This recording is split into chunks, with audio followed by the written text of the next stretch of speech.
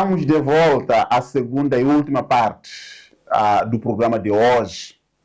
Será que você deixou aqui embaixo o seu comentário, a sua contribuição e as suas dúvidas? Já fez aquele convite, ou aquela pessoa que de alguma forma poderia estar interessada no assunto de hoje? Estamos a falar sobre os efeitos negativos ou os malefícios da pornografia na nossa saúde psicológica.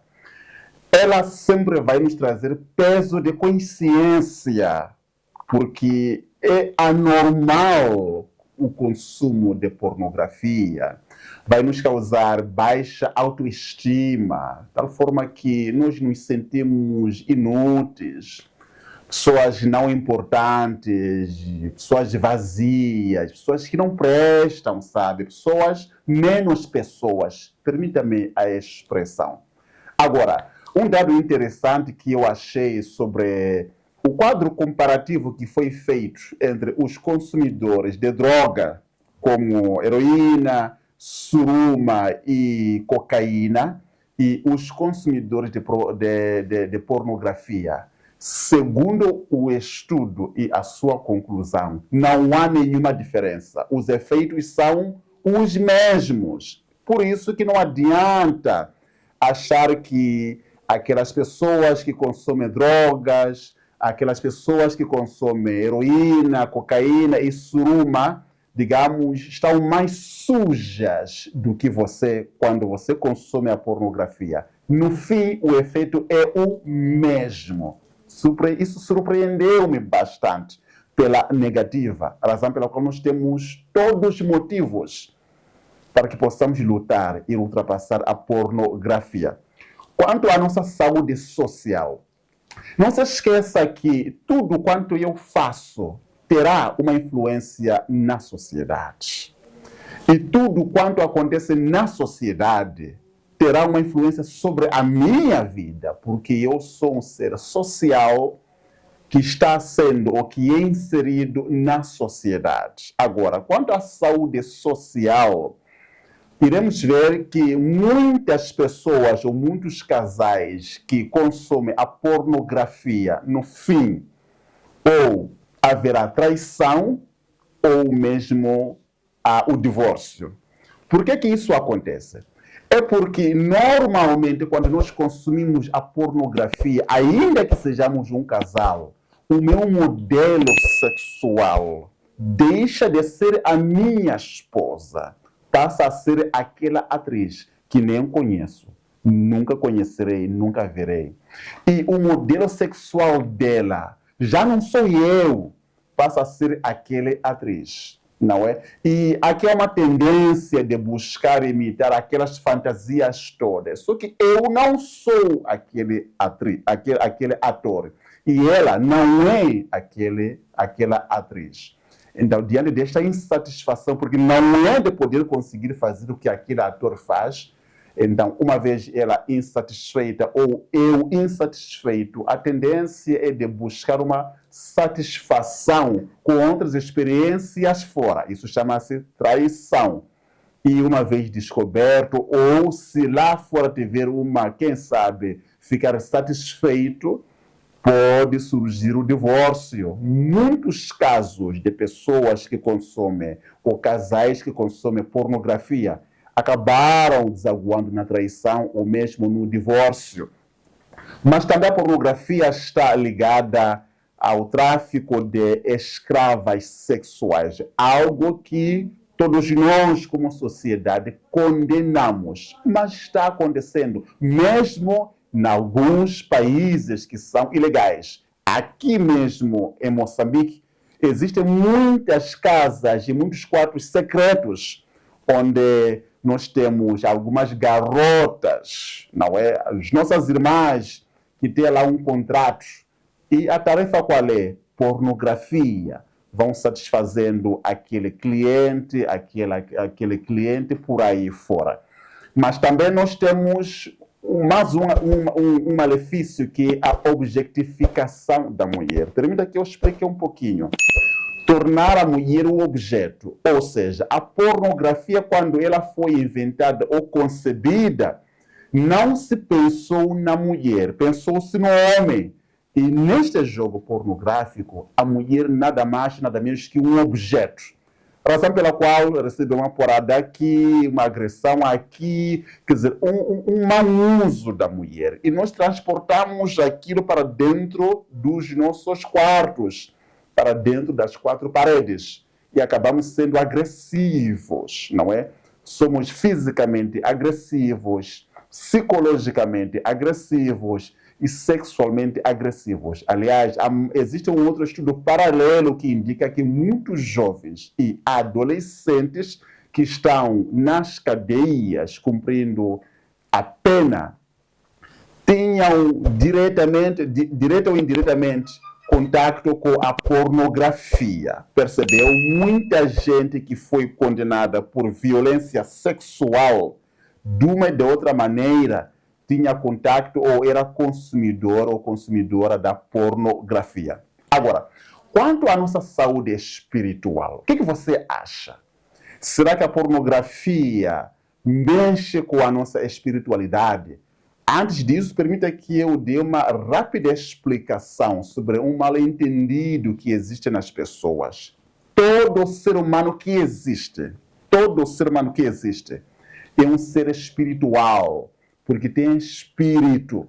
Pode não ser religioso, mas ele é um ser espiritual.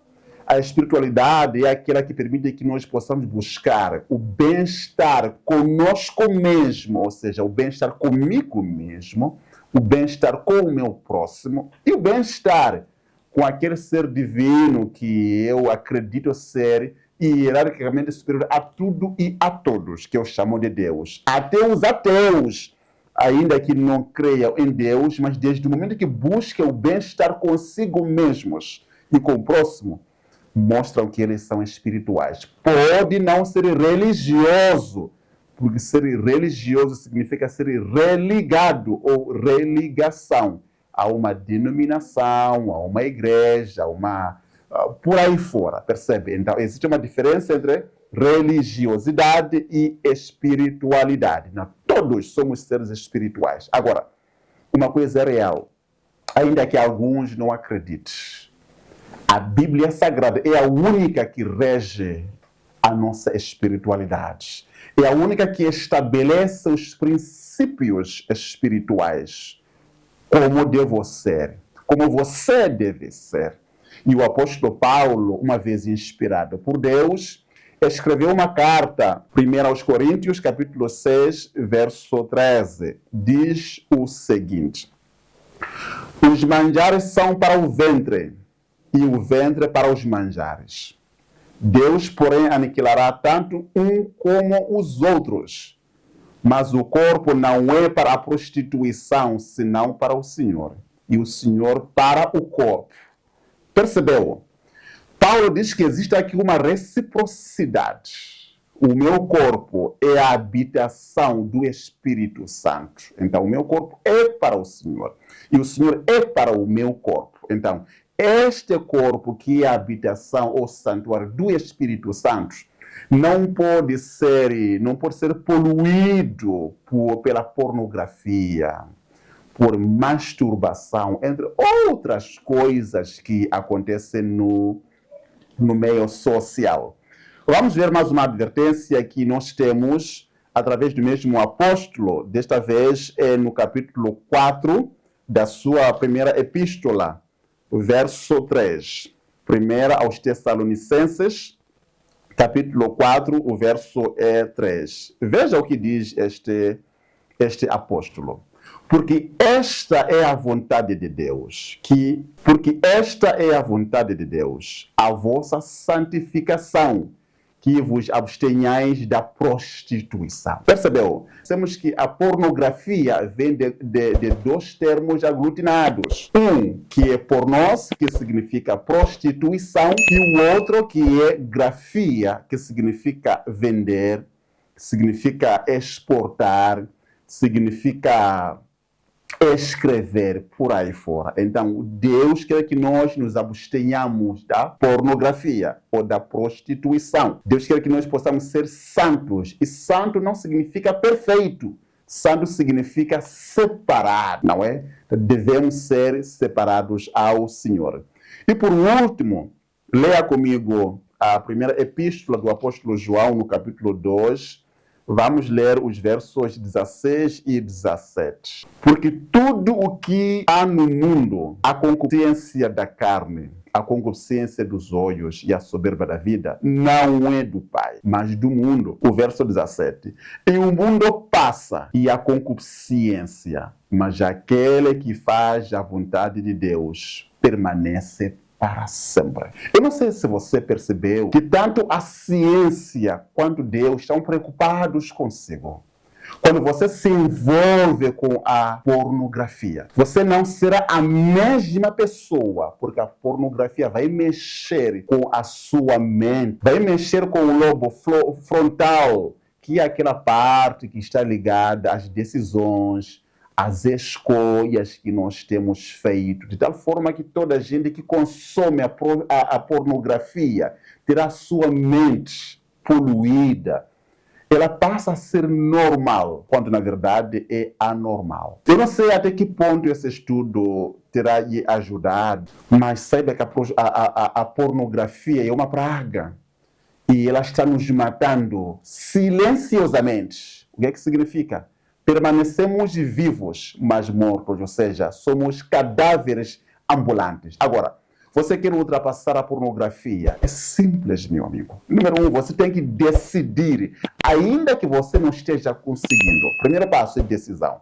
Segundo, procure alguém de muita confiança. Eu sei que vivemos num mundo onde pouca gente merece a nossa confiança. Pouca gente tem tempo conosco, eu sei disso. Mas procure aquele, ou aquela que pode merecer a sua confiança. Abra o seu coração e peça ajuda. Pode ser um amigo, uma amiga, uma pessoa adulta, entendida, pode ser um médico, pode ser um psicólogo, pode ser um pastor. Alguém que você julga que poderá guardar este segredo. Mas, acima de tudo, você tem que orar e jejuar. Nós ainda acreditamos que Deus, aquele que está interessado no nosso bem-estar, enviará o seu Santo Espírito. Uma das tarefas que o Espírito Santo tem é nos convencer do pecado. Que, filho meu, isto é pecado. E a outra tarefa que tem é nos capacitar para que possamos ser mais fortes do que todas as tentações. Por hoje é tudo. Até próxima semana com mais um tema para mexer com a minha e com a sua vida. Até lá!